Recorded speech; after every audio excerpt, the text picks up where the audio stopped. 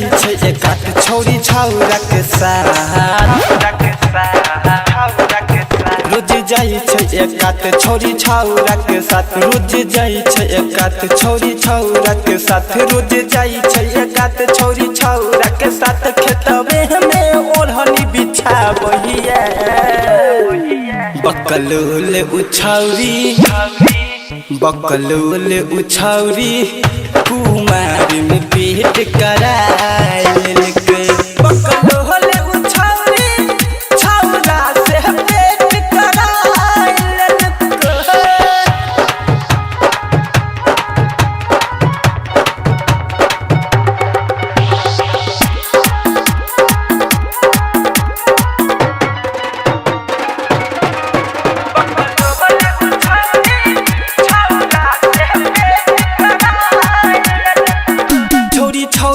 रोज करबाबै छलै तनिको नहीं लाज ओकरा आबै छलै छोरी छौरा से रोज करबाबै छलै तनिको नहीं लाज ओकरा आबै छलै होठ गाल कटबाबे धके खूब मिसबाबे साला बाहर अपन खोलबाबै छै बकलोल उछौरी बकलोल उछौरी कुमार में पेट कराइल के बकलोल उछौरी छौरा से पेट कराइल के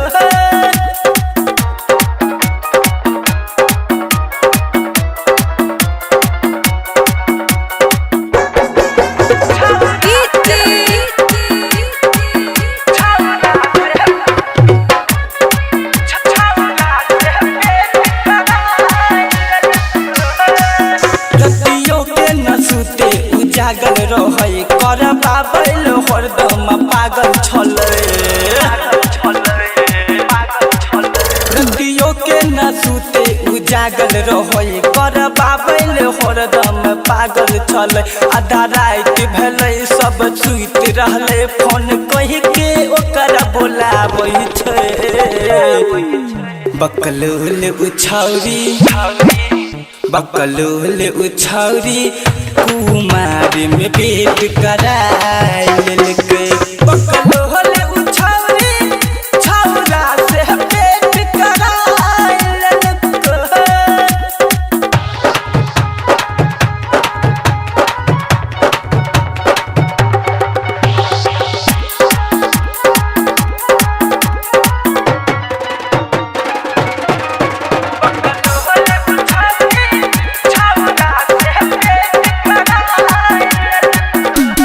जितेंद्र रूपेश कहे छलै सेठी बहना से जके छोरी मिलै छलै